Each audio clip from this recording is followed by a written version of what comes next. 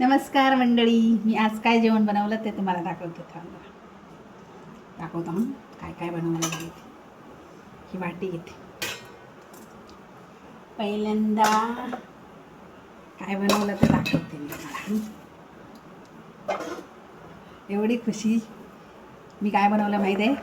पिठलं.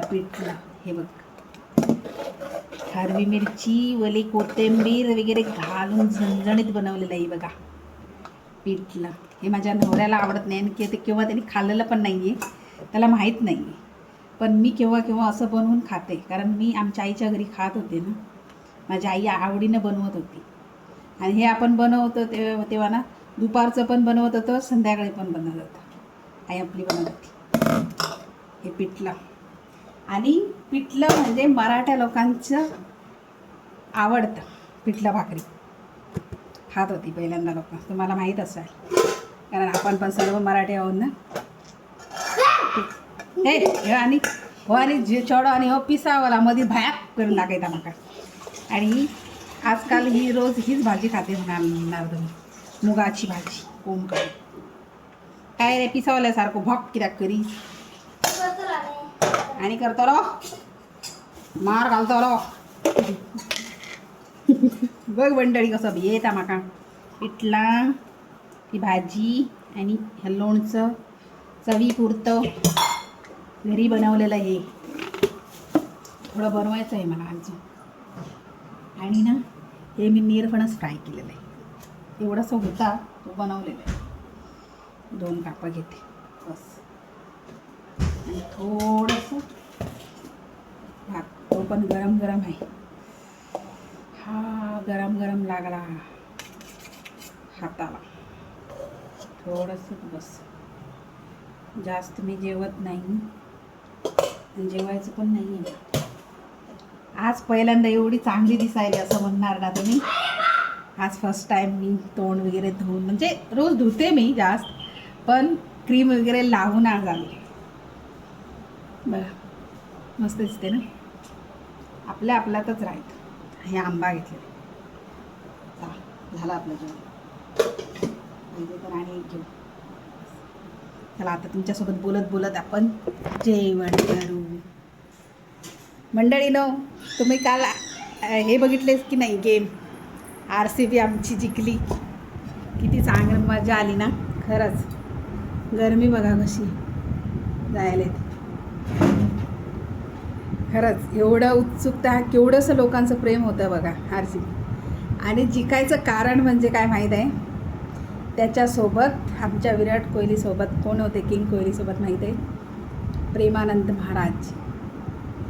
कारण जो राधाचा हे करतो ना, जप करतो ना, तो आपल्या देवाला एवढं मानतो ना, त्याच्या भक्तीत राहतो, तो केव्हाही हरणार नाही खरंच. आणि आपल्या देवापेक्षा जास्त कोणालाच जास्त मानायचं नाही, कारण देवाच्या भक्तीत राहिलं ना सर्व काही मिळतं. मी काल लाकडं हाणायला गेली होती ना, तिथं मला हे लाकूड बसलं आहे बघा, डोळा तांबडा झालेला आहे. एवढं बसलं बघ, सुजलेलं आहे. रात्याने एवढं मोठं झालेलं.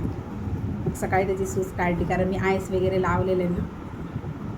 आणि बघा ही पिठलं भात खायला आहे. पिठलं भात दाखवतं तर मला. पिठलं भात म्हणजे आपलं आवडतं, कारण आम्ही लहान होतो ना तेव्हा आपल्या गावाकडे जास्त काय नसतं. इकडं गोव्यात लोक काय जास्त खातात माहिती आहे? मासे, चण्याचा रोस, हे त्यांचं आवडतं.